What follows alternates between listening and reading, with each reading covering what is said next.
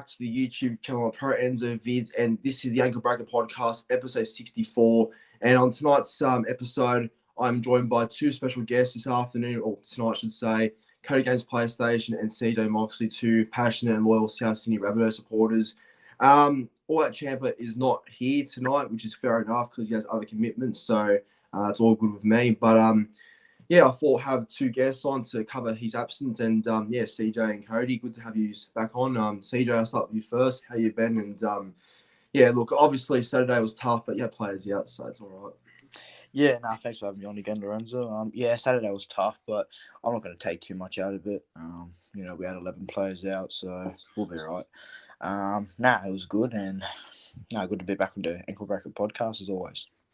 No, for sure, bro, for sure. And Cody, like CJ, you're at the game too, I believe. So, yeah, look, obviously you can't do much when your big names are out, but other than that, how you been?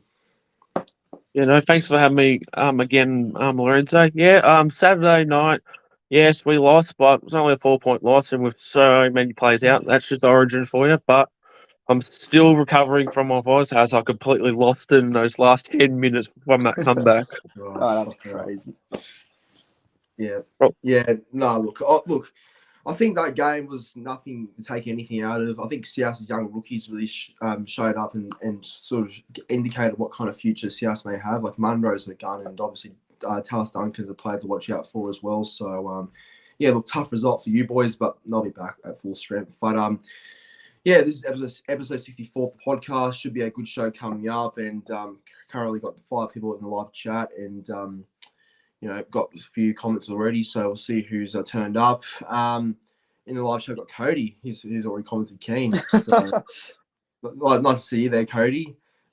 Jason Reader, evening, and got Josh Rabbitohs 2023. So look, decent crowd to start off the podcast, and hopefully more viewers come as time goes by. But before we get into the full podcast, I just want to bring up something. So today, Josh Reynolds has announced his retirement from the NRL. I guess it's not a big shock to me because he was getting on with age and probably didn't have much to offer, I guess, in footy-wise. But look, obviously throughout his career, he's been a solid player. He's done a great job for the Bulldogs, and had some stints over Hull FC and Tigers, but none of them were as successful as his time at the Bulldogs. But I'll start with you first. Cody's gone, but CJ, Josh Reynolds, what were your thoughts on his career, and what do you make of his retirement immediately? Well, look, growing up, I despised him, as I think most opposition fans did. I'm back. But I do respect him for playing that villain role that he did between 2012 and 16. I thought he had a pretty underrated career, actually. Played a big part in our 2014 State of Origin win. He just epitomised what it meant to be a Bulldog and a Dogs of War sort of player. It was a great career, and, just what he did to drop out to top 30 to give someone like Toby Sexton a chance. He puts the club first before anything, so you got to respect that, and hopefully has a good send-off at Belmore this Saturday. So, good career and good on him. Down-to-earth bloke. Yeah, 100%.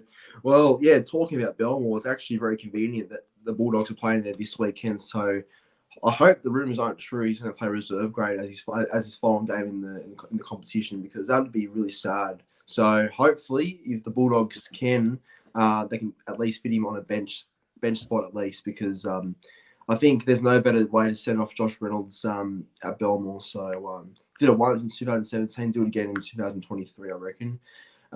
Cody, what were your thoughts on the career of Josh Reynolds? And yeah, honestly, what a legend he's been for the Bulldogs for many years.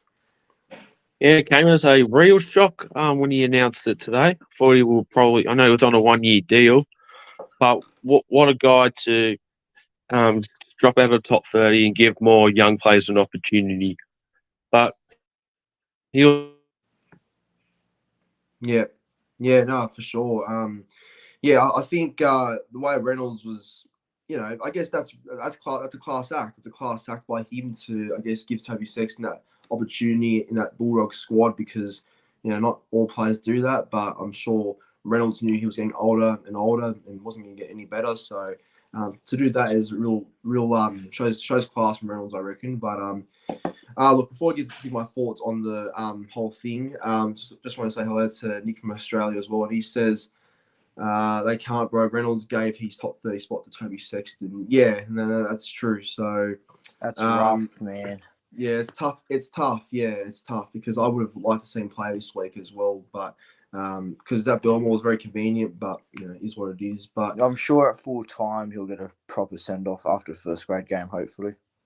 Oh, he should. I mean, really, they should do something for him because if they don't, well, it's sad if that's the case. But I hope they do something. But look, honestly, the career of Josh Reynolds has been very successful. Obviously, like he's played State of Origin. He was part of that win in 2014 when we took the series that year. So he was a big part of it. Him and Hawkinson. He's played 2 grand finals, 2012 and 2014. Lost both, but during those years, that was his prime years, and he was a fabulous player back in the day, back then.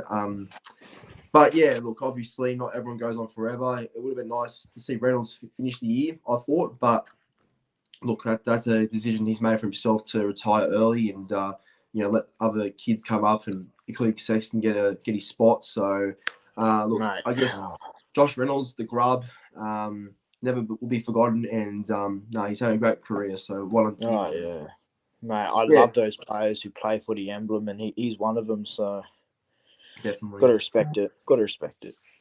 Absolutely, yeah. I hope for Josh Reynolds, the Bulldogs can organise something for him to join the coaching staff because I think that surely. Yeah, if they do that, well, that's I think that's what should happen because they did it. No better person to put in the Josh Jackson and go do it for Reynolds too. I feel like surely that's what I'd be doing straight away. Yeah, I agree. Me too. But now we'll get into our I guess a review for round 19 of the NRL. So going to give our quick thoughts on how we thought the round went. Now look, obviously not a lot to take out of it because it was an Origin affected round. But clubs had a bye, and some clubs played but didn't have their full strength sides. But look, I'll start with you first, Cody. Based on round 19, what did you make of the round apart from the loss from South? Is Cody there? I think he's frozen. Sorry, hang on. Screen kept going now. What was the question? Yeah, all good. No, I was going to ask, what's your thoughts around 19? Like, what did you think about the round itself? Well, it was probably a terrible round, to be honest. But I think Titans Dolphins game and the Bunnies Bulldogs games were great, but 3 thrashings and what happened to the Eels, even though they had Origin stars out, not good. So I think it was an okay round. I'll give it a 4 out of 10. 4 out of 10, yeah, that's fair enough. Yeah, look, I think when clubs have players out due to Origin and all their big names are out, it doesn't make the round as exciting. So, yeah, I think I agree there. And CJ, what were your takes on the round itself, round 19? There was a few games I enjoyed. I think I enjoyed every single game, probably besides the Eels Warriors and the Tigers Sharks game. I thought Tigers were competitive for probably 50, 60 minutes of that first game. The Raiders and Dragons surprised me. Raiders cannot win 13+. We've learned that. Eels and Warriors, it was always going to be like that because of the players Parramatta had out. South Dogs, close game. We nearly came back. Good effort from the young ones.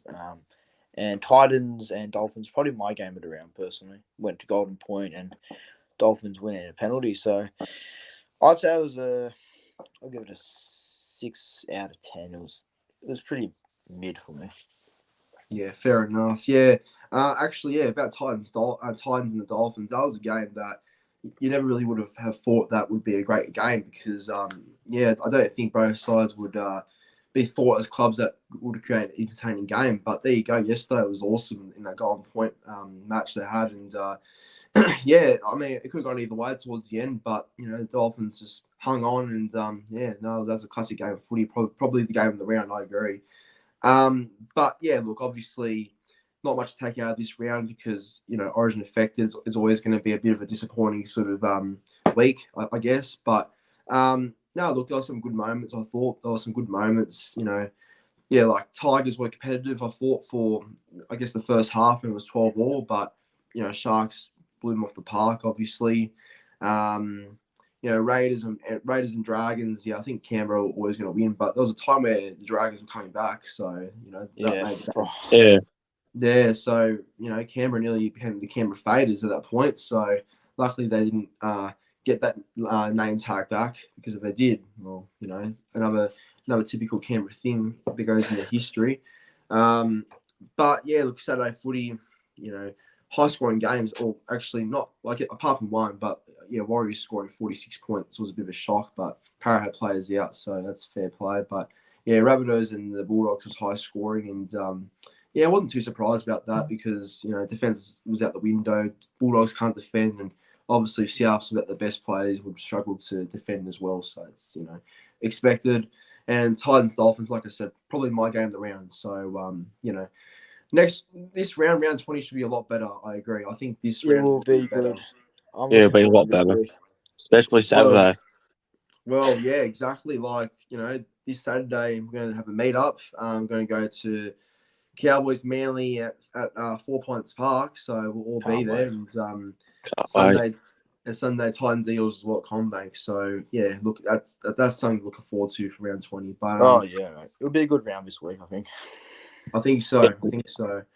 All right, on to our player of the week for round 19. So yeah, look, tough to, I guess, find a standout in a round like this. But Cody, who was your round 19 player of the week, mate?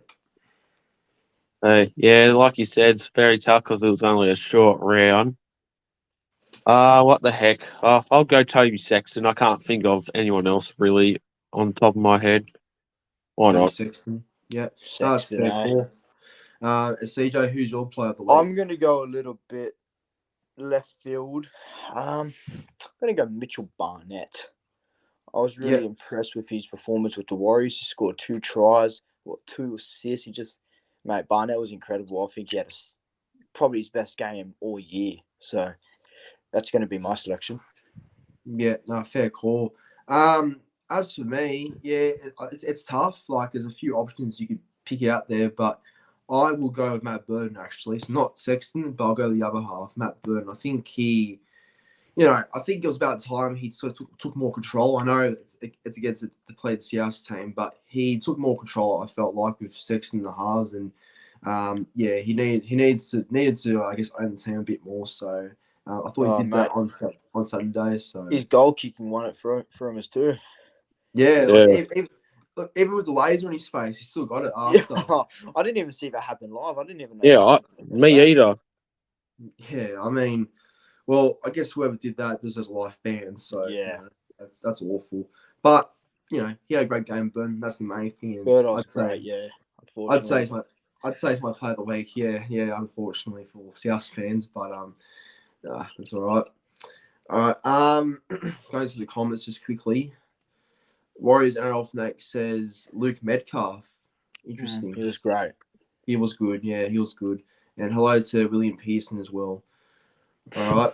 Onto the topics now for I guess for the show tonight. Topic number 1. So some Origin news to kick off. Tonight's topics. Spencer Leniu. There's been talk going around that he might be considered for a bench spot for the Blues. Fox Leg have reported it, saying that Freddie might pull that late change and add Spencer Leniu to the Blues 1-17. Now, look, obviously the teams aren't out yet, I don't believe. No, they were. Sorry, last week. Yeah, my bad. Don't know what I was thinking there, but he's in the squad. I was meant to say it's Spencer Leniu, and he is being considered for a bench spot, but. Who he comes in for, I'm not too sure, but I'd like to think it'd be either for Gutherson or Robertson, to be honest. But I reckon Robson. Yeah, Robertson. Robertson or Gutherson, I reckon. But CJ, what's your thoughts on this? Do you think Leniu coming to the Blues lineup would benefit us better? I'll speak from a Blues perspective here. I think it's good. We all know Spencer Leniu for Penrith. He's just a ball of energy. I think he's built for Origin. I think he's a player that's built for Origin. Like, he's such an aggressive player, and I think that's someone we need. I like it. I've been wanting him on the bench since probably game 2 when he started to be talking about it. It's good. I think he is a bench player.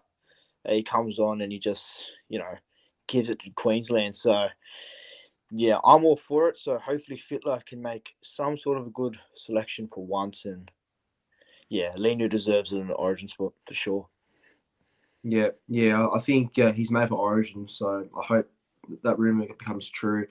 Cody, do you think having Spencer Leniu for the Blues would make us a better team on the day? Yeah, I think it's a great decision to have Linu into on the bench. Who we replace is the question, but yeah, I think it's a great addition. He plays very well. Every game he plays for Penrith, very aggressive, and that's what we should have needed for at least the first 2 games. Because Fittler, we had no aggression whatsoever in either game. Bloody Fittler. Yeah, I agree. I think we need a bit more aggression, a bit more intimidation, and I think what Spencer Leniu does bring is all that. So I think having him in that Blues team would be great for us. I mean, it's too late now because Queensland wrapped up the series. So, Brad Fittler, another typical coaching mistake. I just think that, the amount of mistakes made during Origin so far is ridiculous and cost us lots. Like, I don't understand it. Like, I will just say this quickly. I don't understand having Stefano in for one game and not playing that many minutes and dropping him the next sort of next game. And Nico Hines also being neglected, as well. Like, that's just really poor in my opinion. So, Fittler's, I've got concerns about him. But if he does this, like if he plays Lenu, great, that's good. But it's too late. But as for just having Spencer Leniu in that team, it'd be good because he brings energy. He's a tough and aggressive player, and I think he'd be up for a challenge against some Queensland forwards. I feel like anyway. So hopefully it happens, but too little, too late. I think we can all agree on that. Yeah, just got to salvage and not get swept. I suppose that's the only goal right now. If he is in the side for game 3, would you start him and not on the bench? I'd have him on the bench, personally. Well, the props are Payne Haas and Jake Shawovic, aren't they? Yeah. I'd have him on the bench. Haas is not playing because he's injured. Oh, yeah, Haas is out. Oh, yeah. We got Campbell Gillard in. That's right, yeah. Look, even that, I'd still start Leniu off the bench. I don't think starting him straight away in an Origin game is a good idea, especially game 3-2. But I think just developing off the bench would be a good start. I feel like his first game too, so that's it. Fair enough. On to top number 2, and there's some other, I guess, talk about this time, a player swap, and it was reported yesterday that Jayden Sullivan could be linked to the Bulldogs next year, but these are rumours that were going on for a while, actually. Because I remember last year there was talk Jayden Sullivan would be off to the Bulldogs, but now it's just expanded again this year, and it seems that this time there's talk of a potential swap deal with Kyle Flanagan, who's another, I guess, similar player who plays hooker and halfback for the Bulldogs. But it makes sense for me personally because obviously Shane Flanagan's going to be the coach of the Dragons next year. I think having Kyle there would, be one of his first signings, I'd assume, as the Dogs don't want him. But it's an interesting trade, and I wonder who gets a benefit out of it, more benefits out of it if it happens. But CJ, out of Jayden Sullivan and Kyle Flanagan, if this does happen, who wins the trade and why? Oh, that's tough because with Sullivan, I don't understand him going to the Bulldogs when they've just brought Toby Sexton in. Unless I don't understand where he fits, but I'd probably say the Bulldogs win the trade if they do use him. I think Jayden Sullivan has a lot of potential in him, and he could be, he's a good halfback, I think. He's a really good player, and Kyle Flanagan, well, we haven't really seen him play hooker at first grade yet, so we don't really know how he'll go in that position. Do the Dragons need a hooker? Maybe, Jacob Little is doing an all right job. I see Kyle Flanagan more as a jersey 14 because he can cover a couple positions. I'd just say the Bulldogs win the trade based off potential, really, but I think it's fair if Flanagan goes to the Dragons under his dad. Yeah, no, for sure. And yeah, I think with the Dragons hooker situation, I think Jacob Little has improved our sight this year. Like I was one of his biggest critics, but this year he's come out of nowhere. He's playing great footy for the Dragons, so I assume Shane Flanagan should keep him as his starting hooker for next year. Or anyway, I think. But yeah, there's talk of even Edwin Pape that's been linked to the Dragons as well. That's another one. Yeah, that'd be big. And yeah, now Kyle Flanagan. I think Flanagan should start off the bench. Like I don't like yeah, exactly like what you said, CJ. He hasn't even started a hooker yet in first grade. So yeah, look, I think that's his position though. But probably as a jersey 14, just maybe bring him off the bench and see how he goes from there. But Cody, if this trade does go through, who wins and why out of Flanagan and James Sullivan? Yeah, if it does happen, I think Bulldogs will benefit from it because they want to offload Flanagan. They don't want him there, and I think Flanagan going to the Dragons, like CJ said, cover a couple of positions, but we need to see it from him first. But yeah, and you also, where does he fit? He only just got Toby Sexton last week, unless you put. I mean, can you play 5'8"? Oh yeah, he can. Yeah. And but Bulldogs got a lot of young players coming through their system as well, so I don't know why it should happen. Yeah, well, that's true because I'm thinking of who the Bulldogs have as hooker and halves depth right now. They've got Carla Ryder, they've got Bailey Beyond who's just come back from injury, New Brown, Bailey Haywood, another young half. Marnie's a hooker, so I don't think Marnie, would come and sub for Jaden Sullivan if he was a jersey 14, because I think Marnie's normally an 80-minute player. So it's a very weird one. Like, I don't know why he'd go there. Like, I think if Sullivan went elsewhere, like a club that would need a half or a hooker off the bench, I think that would be better for him.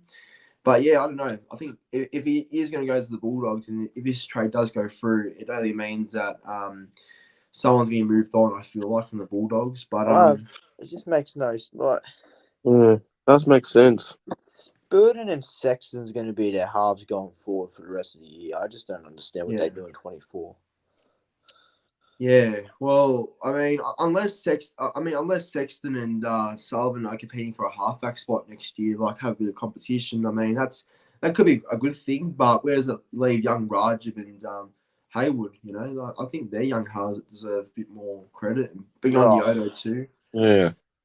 I mean, it's good depth, but it's also going to be a good headache for him to have, a good battle in preseason. So, yeah, mate, it's going to be interesting.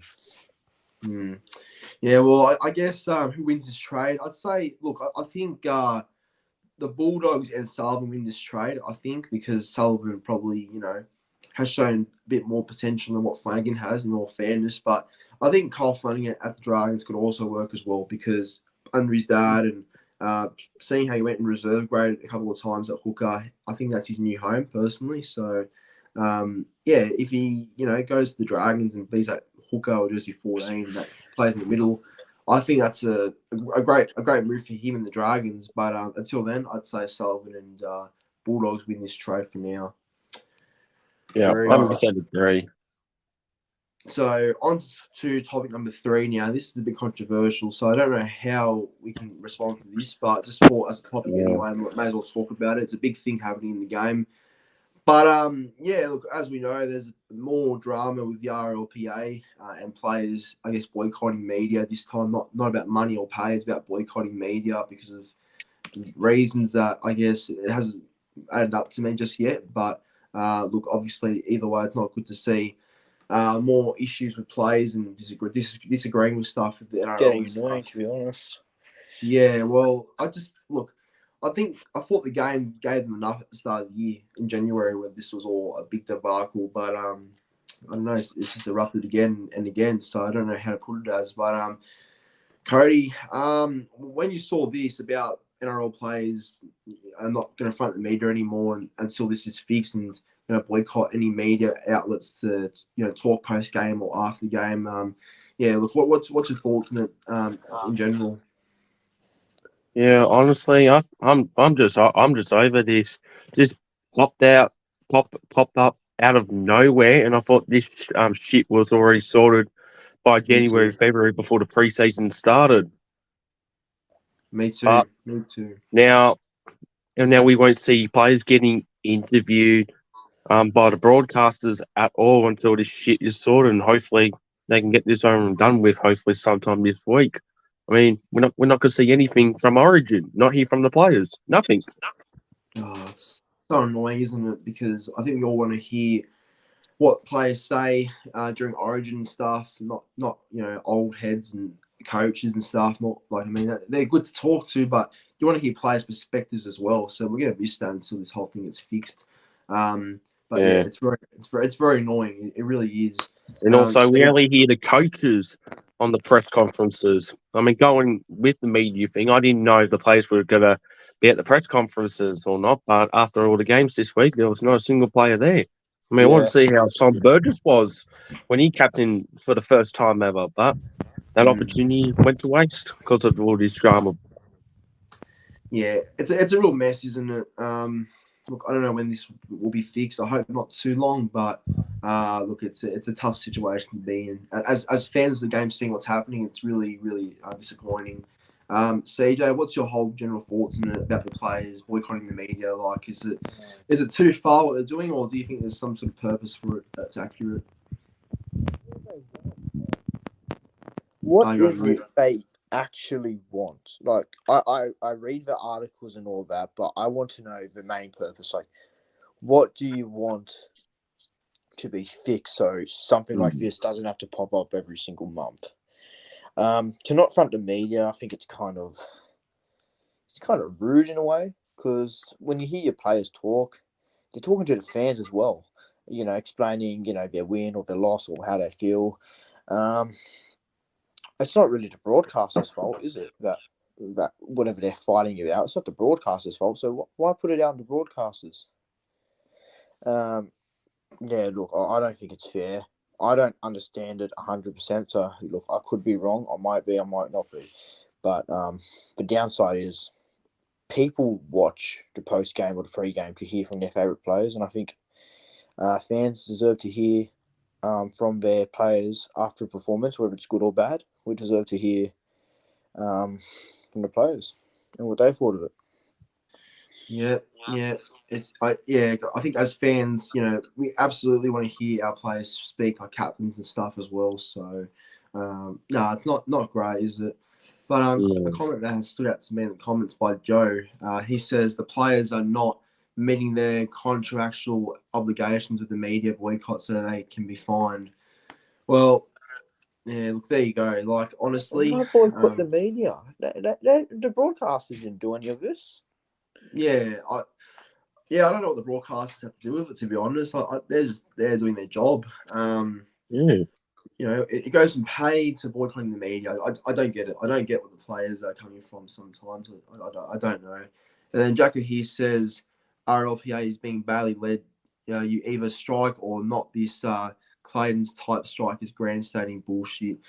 Yeah, look, I think we're all sick of these boycotting. I think it's about time, the game or Clint Newton, who's the RLPA, I guess, head of everything, he should be making a bit more of an effort to put this to a head. But either way, it's a mess, and I think we're all frustrated over it. So look, for myself, I'll just say that I hope it gets fixed soon. I hope that there is some sort of resolution after all of this. But I think it's getting frustrating where you can't hear our own captains or players speak before and after games. But here's a more annoying thing as well. I know it's Queensland, and obviously it's going to suck for all of us to see that. But when they lift the trophy, but Daly Cherry Evans won't even be able to speak to the media when he lifts the trophy up and stuff. And so, like, that's annoying, to be honest, because that's so annoying. That's a moment where you should be speaking. Yeah, and I think he's the president of the whole thing too. So, look, it's like, come on, like, we've got to make a decision and move on. Like, this never used to be an issue back in the day. I don't know why there's all these obstacles now that have to come into discussion. It's just like, can we just play a game and get fans entertained? Like, seriously, come on. Yeah. We've never seen anything like this before or in a long time. It's too technical now, so I just really can't understand it. But I guess all we can hope for is that there's some sort of fixing that happens. Hopefully resolved by the weekend. But on to topic number 4 now, and this is something that I guess stood out to me about Toby Sexton and stuff like that. But now the Bulldogs have signed a real halfback. Like, I know he's not the perfect halfback, and I know he's not an established halfback just yet, but he's a halfback, and obviously he that's his position. He's always been played growing up. So now the Bulldogs have signed a real halfback. Is he the man to really lead this club going forward? I know we just talked about James Sullivan coming to the club, and maybe he will push Sexton in 2024 for a halfback spot. But as for Toby Sexton being, I guess, embarked to that long-term 7, is he the man to take them to success? I'll start with you first, CJ. If Toby Sexton is to lead the Bulldogs into the future, the Bulldogs cannot drop him for any other half. They need to stick with a plan and stick with it for the next 5 years, like the whole 5-year plan should be. Do I think he can do it? No, I don't think there's no reason why he can't. He just needs to get... I think next year he should start taking charge because their season's pretty much over now. But yeah, I think he can be the halfback that can take him to finals. I know he's not, a top halfback of the game, but he's still young and he's still learning his craft. And I think, he's going to learn off someone like Matt Burton and all that. So he's only going to get used to, dynamic of the team. And him and Matt Burton actually looked really good on Saturday against us, I thought. So that's only going to improve. Yeah, look, I don't say I rate Sexton, but he can definitely get better, and he showed glimpses of that on Saturday. Yeah, he can take him. He can take him forward. I wouldn't have him as my first choice halfback, but the Bulldogs just need to persist with him. Yeah, I think that's all it really takes is to be patient with Sexton if he is going to be a long-term halfback. And I think like you said, you can't keep chopping and changing halves every week and expecting better results because you've already had Sexton as a player that you're going to put faith into and give a chance to further help himself be a real halfback. So that's on the Bulldogs now to do that. But Cody, in your opinion, is Toby Sexton the right man to take the Bulldogs going forward to success? Well, yeah, that's a tough answer for that one. Now, he's played one great game so far. It's only one game, but we have to wait and see how they go against like full strength size because Bunny's had so many players out for Origin. But definitely for next year, he could definitely lead them because their season is pretty much over. They can't make the 8. Yeah. And they better not drop in for any more games this year. But I think probably not the first choice halfback as well, but he could definitely lead from Matt Burton next year, and we'll have to wait and see how it goes. Dude, he has a big test this week though.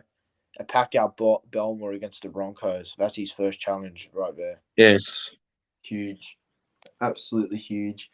Yeah, look, I will just say though, I do feel bad for Sexton and the way he left the Titans because he was their future. We all thought when they had Ford and Sexton as their halves and Tanner wore the jersey 14. That's how it was initially at the Titans. But I guess over time, the Titans club lost faith in him, and he got demoted to reserve grade for the Burleigh Bears, and hasn't really seen first grade since last Saturday. So look, disappointing how the Titans treated him, I guess.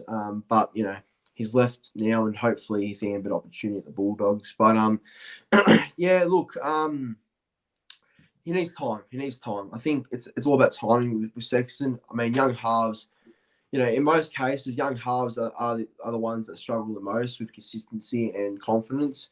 So, if the Bulldogs are really that passionate about making Sexton that long-term halfback, they've got to really just, give him that space and time to really develop his game. I mean, look, if they're expecting him to be a saviour for 2023, well, they're stupid because the year's over. No, wait for him next year and see how he goes. But, Like, yeah, I think he needs a full preseason. Like, he honestly needs a full preseason. Like, 2024 is a year that I think the Bulldogs should be getting a lot better. I mean, we say that every year. I mean, this year was supposed to be a top 8 year, including last year Should have too, been, but in 2022. They like, I don't get it. The Bulldogs should be at least competing for a top 4 spot by now if they were that good as we rated them those times. So. But Sexton needs that full preseason. And I think if he gets that full preseason with Burton, that should be happening. Then I think that's the way to go. But like you said, I think he needs to be tested against a bigger club, but just with better players playing as well. I think don't chop and change your halves every week like they've been doing the last 2 years. Yeah, exactly. And Yeah. You're not going to get any result. And I think another one, Carl Olalapu, he's playing lock now. So I think Gus Cook's confirmed he's not going to be a half going forward, which I would have had him a long-term halfback, if I'm being honest. I really thought that there was potential in him. I've never seen him as a lock, but it'd be interesting.